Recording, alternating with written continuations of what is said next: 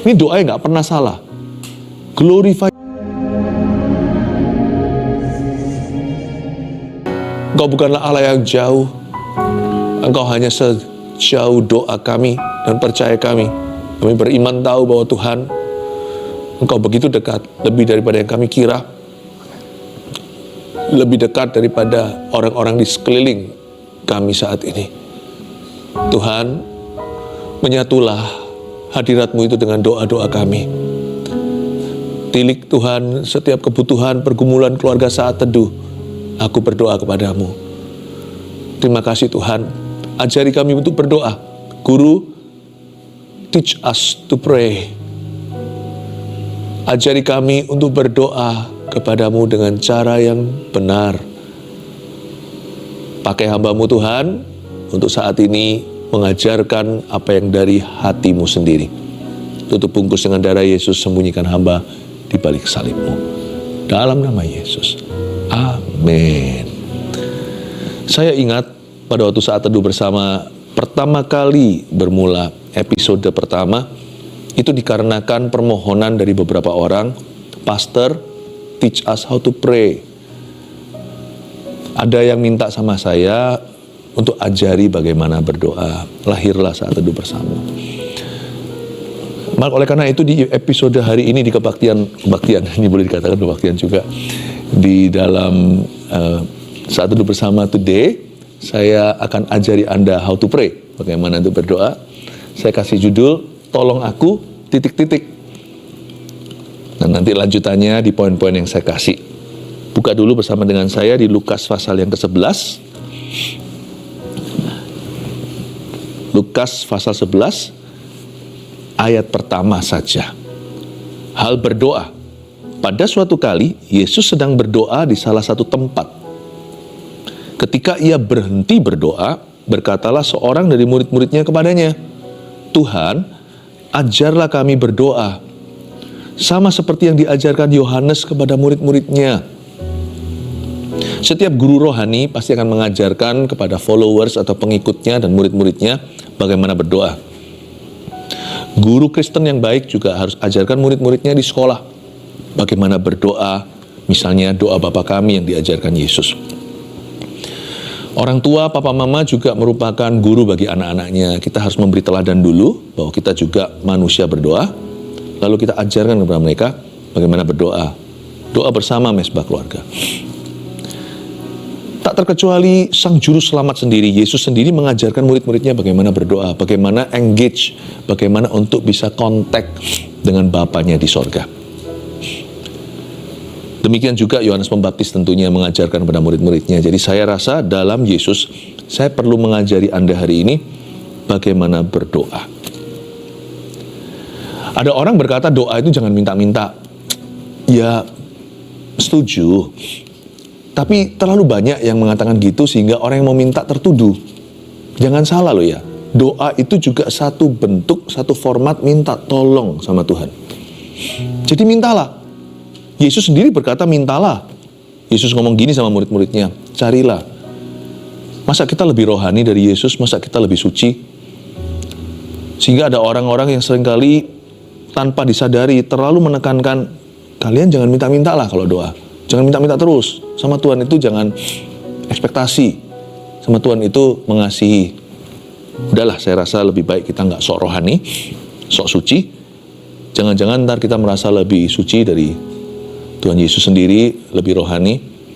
Tuhan Yesus saja lo ajarkan murid-muridnya, mintalah. Sampai sekarang kok kamu belum minta apa-apa, itu gimana?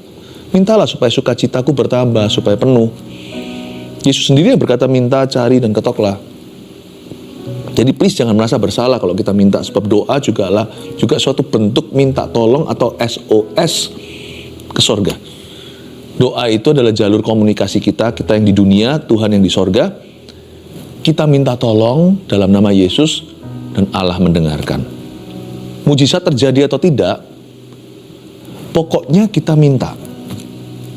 Nanti hasil akhirnya tentunya dalam kedaulatan Allah. Terus terang, kedaulatan Tuhan itu jangan dipandang negatif. Oh, aku tidak ngalami mujizat. Oh, aku tidak disembuhkan. Doaku belum dijawab. Atau tak kunjung mendapat jawaban. Mungkin memang kedaulatan Allah tidak mengizinkan. Tuhan memang berkehendak lain. Saya ngerti. Tapi kedaulatan Allah itu banyak positifnya. Seringkali kita mintanya segitu, Tuhan kasih kita melebihi.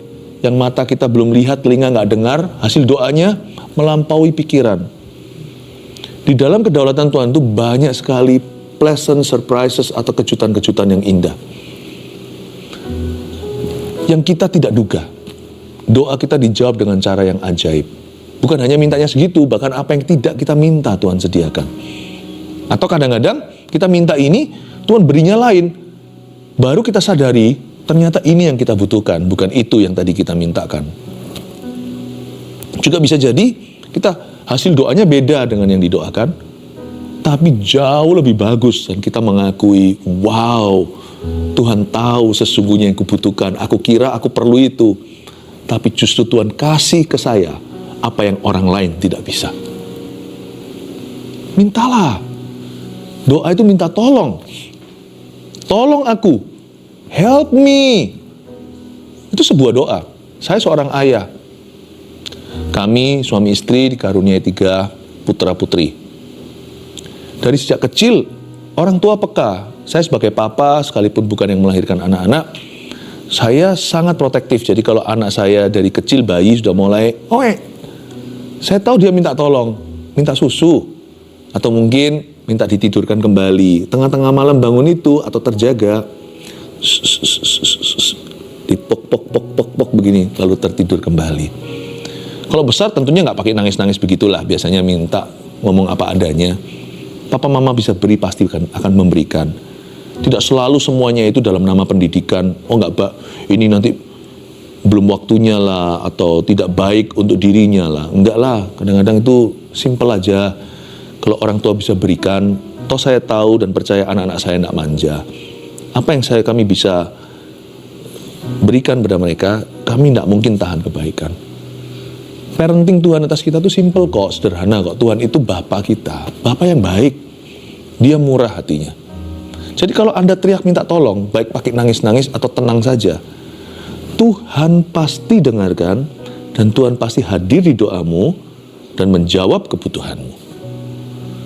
Karena itu tolong aku di sini, saya akan ajari hari ini seperti Yohanes Pembaptis kepada murid-muridnya.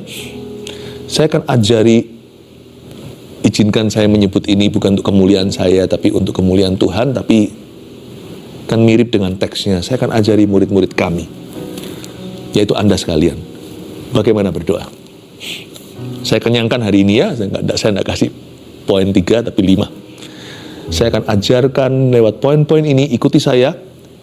Tolong aku titik-titik, tolong aku untuk apa? Supaya kita tahu apa saja yang boleh kita doakan. Nanti akan ada backup firmannya, akan ada ayat-ayat yang saya tambahkan. Kita lihat nomor 1, tolong aku untuk menjadi lebih sehat. Itu poin pertama. Munculkan poinnya ya. Puji Tuhan. Untuk menjadi lebih sehat. Ya, tuliskan, munculkan poinnya nomor 1. Ya, tolong aku untuk menjadi sehat. Itu dia. Sudah lihat di layar ya. Jadi, boleh nggak kita berdoa untuk kesehatan kita? Oh boleh. Ayatnya 3 Yohanes pasal 1 ayat 2. Kita baca, saudaraku yang kekasih, aku berdoa. Semoga engkau baik-baik dan sehat-sehat saja. Dalam segala sesuatu, sama seperti jiwamu baik-baik saja. Saya akan baca sekali lagi ayat ini ya. Ini ayat adalah surat Yohanes, rasul yang tersisa dari 12 yang belum mati tua. Sebagai orang yang sangat tua dan sebagai orang tua yang bijaksana, dia berdoa untuk gereja dan jemaatnya. Dia tulis begini, saudara-saudaraku yang kekasih, aku berdoa seperti doa seorang papa. Semoga engkau baik-baik dan sehat-sehat saja dalam segala perkara. Yohanes memohonkan pada Tuhan agar supaya anak-anak Tuhan ini sehat-sehat, sehat walafiat. Sama seperti jiwamu baik-baik saja. Aku tahu jiwamu sehat, tapi aku berdoa juga supaya badanmu sehat. Terimalah doa ini dari seorang yang sudah berusia lanjut, dan dia sehat untuk melaksanakan misi Tuhan dalam hidupnya. Yohanes ini mati tua. Yang lainnya dari 12 rasul, 10 diantaranya mati martir, 1 bunuh diri, Yudas Iskariot. Tersisa 1 yang sampai umur 80-an menurut sejarah gereja. Yohanes ini sehat, dan dia kuat, dibuang di Pulau Patmos. Dari situ gak langsung mati, masih pindah ke Efesus dulu mengembalakan jemaat yang dirintis oleh Paulus. Dan dia masih bisa menulis surat 1, 2, 3 Yohanes lagi, di samping Injil yang dia tulis waktu dia agak muda, yaitu Injil Yohanes tentunya. Kalau Anda sehat, Anda bisa berbuat banyak. Boleh nggak kita minta kesehatan? Boleh. Nggak salah. Egois nggak? Enggak. Semua kan untuk kemuliaan Tuhan, semua kan dari Tuhan untuk Tuhan.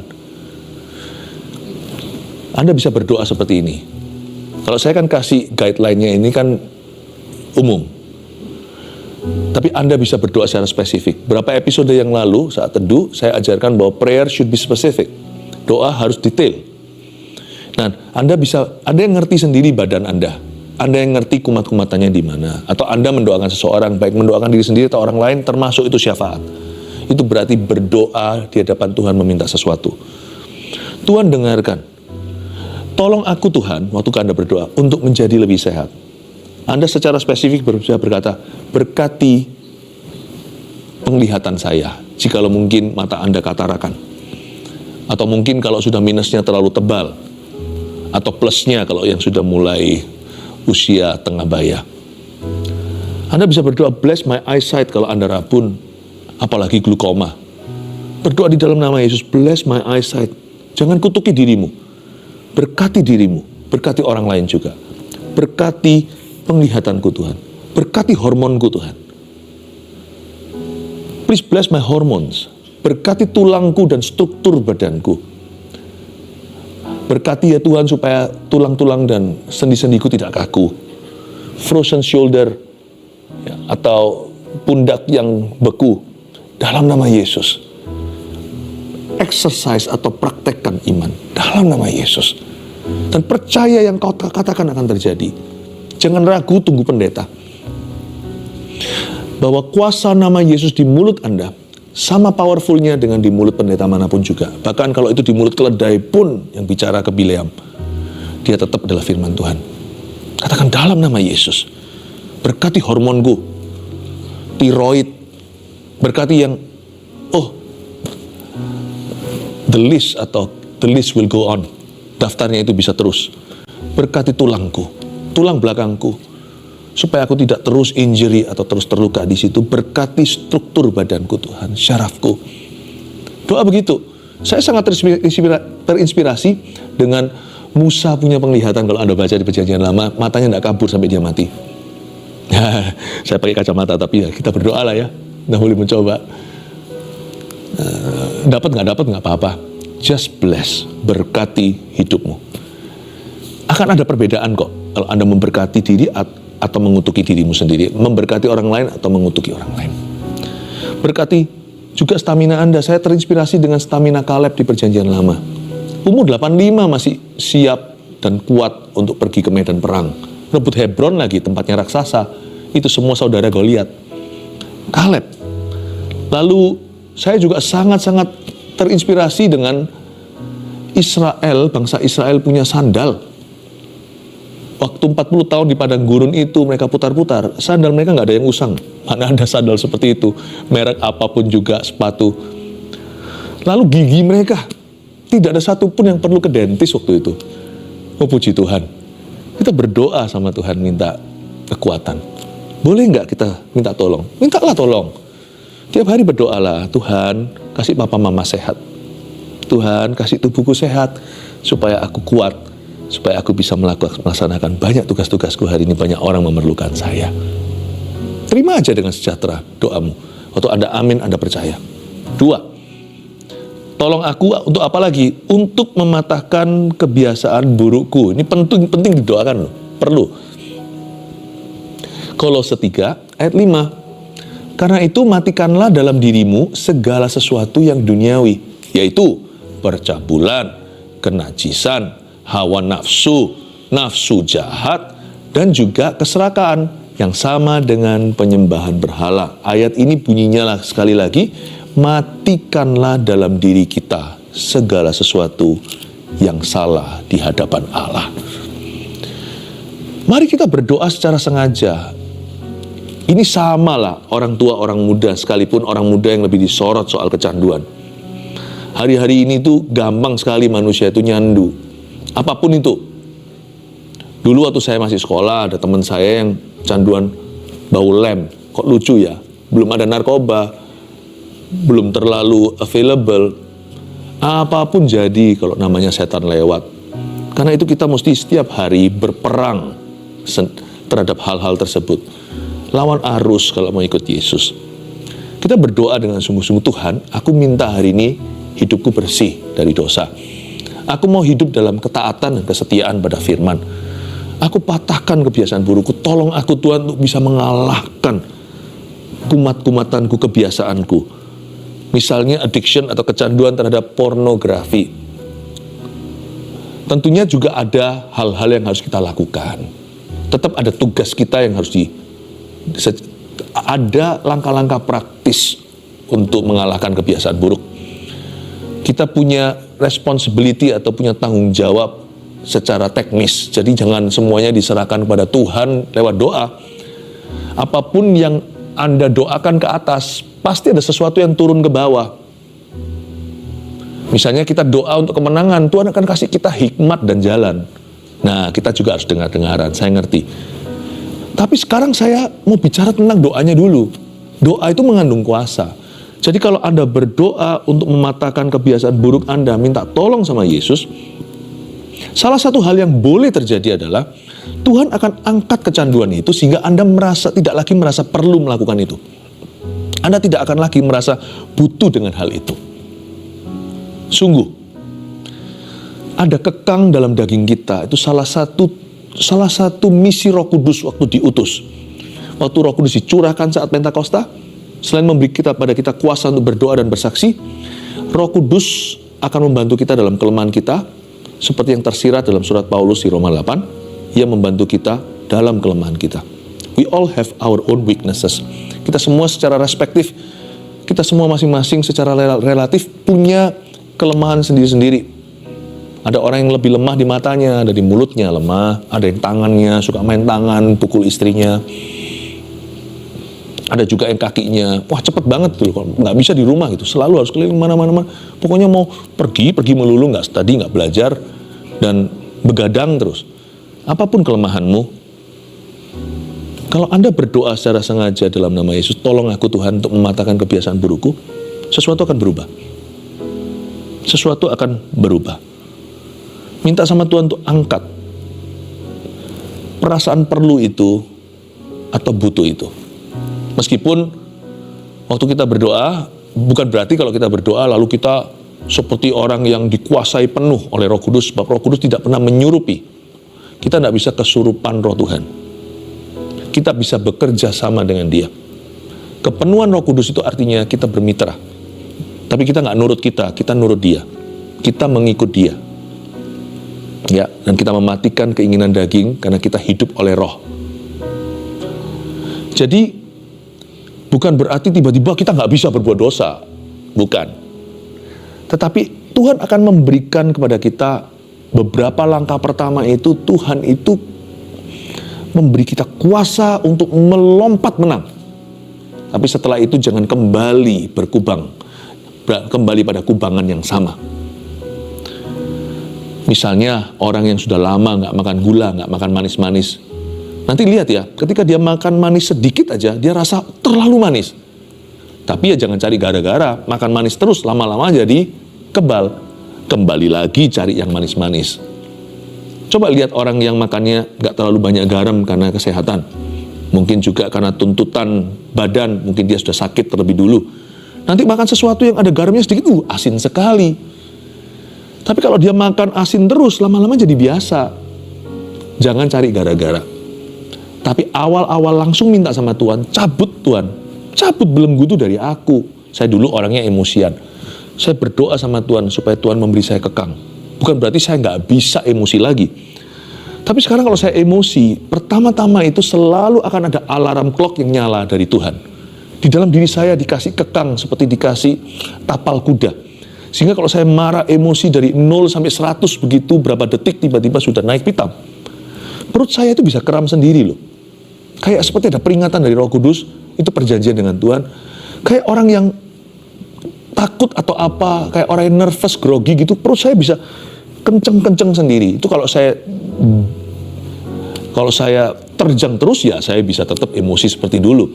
Tapi itu sebagai peringatan pertama. Sehingga saya hari ini ditolong sama Roh Kudus. Kalau saya jadi sabar bukan karena saya sabar, tapi karena itu adalah buah roh di dalam diri saya. Dan Tuhan itu ngalah sama saya. 1, 2, 3 langkah pertama, Tuhan tuh kasih peringatan di badan saya. Dan Tuhan angkat semua belenggu dan kecanduan itu. Apa saya masih bisa kembali lagi? Apakah seorang hamba Tuhan bisa kembali misalnya merokok atau apa? Bisa. Tapi sudah tidak lagi merasa butuh, jangan cari gara-gara dengan pergi ke situ. Tapi Anda bisa bebas bukan karena Anda kuat. Anda bisa merdeka dari dosa bukan karena hasil usaha dan jeripaya Anda. Doa yang mengandung kuasa. Dan doa itu akan memberimu kuasa untuk menang. Makanya itu minta, Tuhan tolonglah aku untuk mematahkan kebiasaan burukku. Minta itu. Misalnya kalau Anda punya HP itu selalu membuatmu jatuh, apalagi anak yang terus-menerus HP-an, ajak nanti setelah ini waktu kita doa. Nggak salah HP-nya, tapi nggak apa-apa, nggak ada salahnya, jadikan simbol.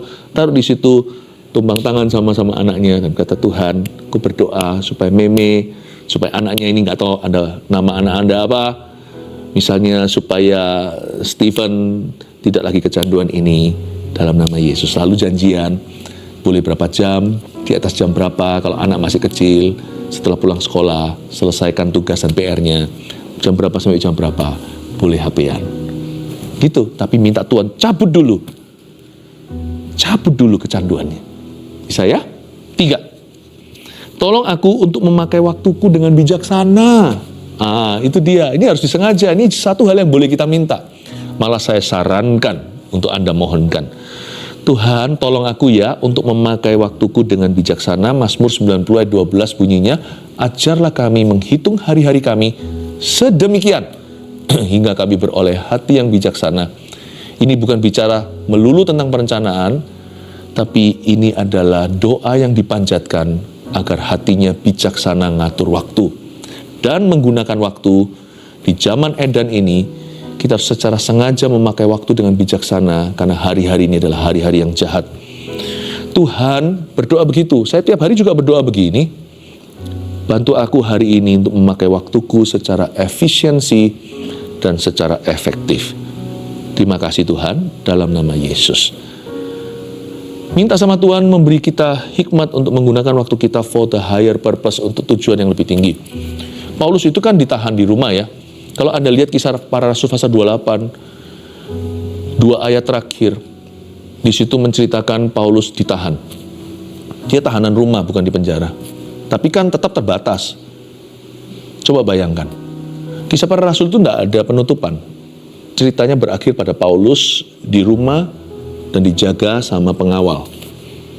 Dan ayat Alkitab mengatakan, 2 tahun penuh Paulus ditahan di rumah. Dan dia mengizinkan semua orang yang datang untuk dia layani, dan dengan berani dia mengajarkan firman dan memberitakan Kristus. Kalau saya baca itu ya, Paulus pasti setiap hari, karena dia berada di rumah itu nggak tahu siapa datang, siapa pergi, kan dia tahanan. Tapi diizinkan sama pengawal untuk orang-orang ketemu dia layaknya di penjara. Paulus pasti berdoa, Tuhan, aku berdoa hari ini, aku mau berjalan denganmu. Beriku hati yang bijaksana untuk memakai waktuku. Saya yakin Paulus nggak tidurnya sampai siang-siang bangunnya. Kan dia di penjara. Enggak. Buktinya Paulus, saya nggak ada bukti ayatnya.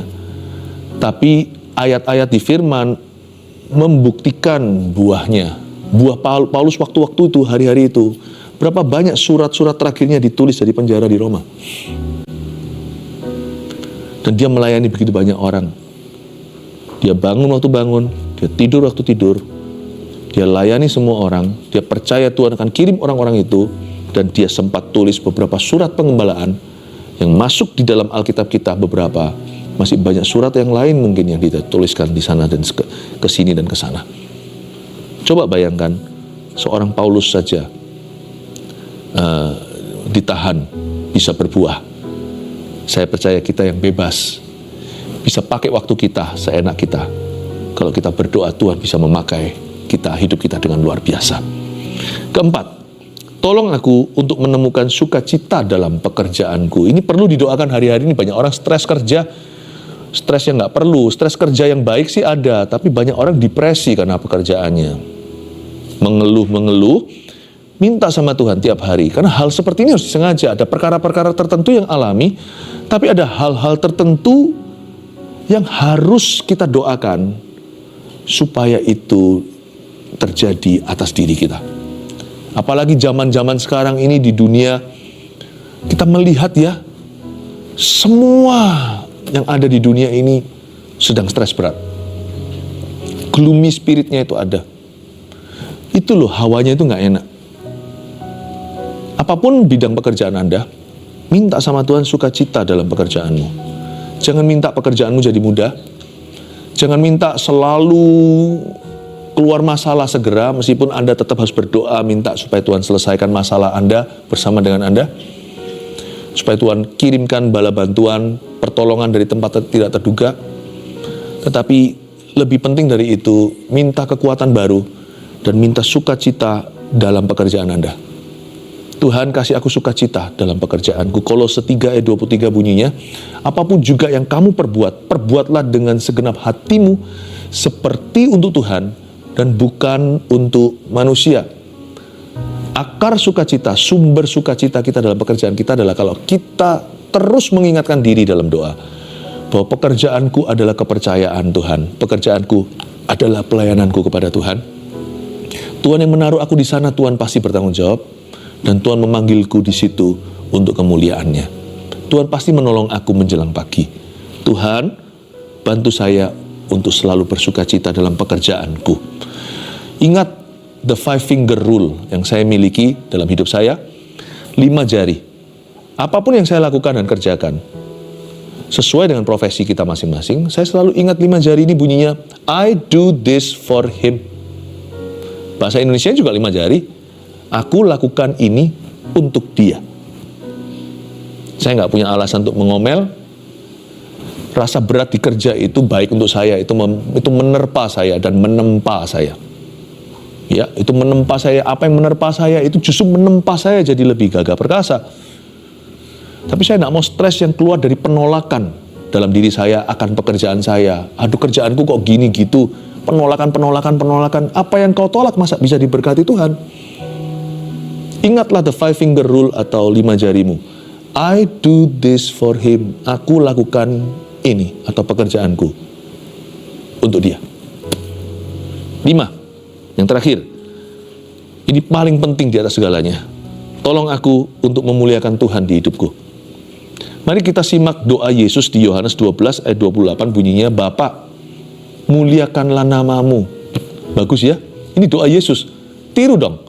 Bapa, muliakanlah namamu. Sekarang kita bisa berdoa gini, Tuhan Yesus, muliakan namamu. Maka terdengarlah suara dari sorga, aku telah memuliakannya, dan aku akan memuliakannya lagi. Jangan minta hidup jadi mudah. Jangan minta hidup jadi mudah, dan jangan minta hidup jadi susah. Siapa yang bodoh minta hidupnya jadi susah? Tapi jangan minta hidupmu jadi mudah. Karena kadang-kadang itu hanyalah angan-angan saja. Doa bukanlah angan-angan. Doa itu nyata. Doa begini aja. Susah, mudah, suka, duka. Aku doa supaya aku bisa memuliakan Tuhan di hidupku. Di setiap musim hidupku. Glorify thy name. Muliakan. Muliakanlah namamu atas hidup saya. Apapun yang ku alami, keberhasilan dan kegagalanku, masa lalu, masa yang akan datang, semua yang pernah ku lalui, semua yang akan ku alami, please glorify thyself in me.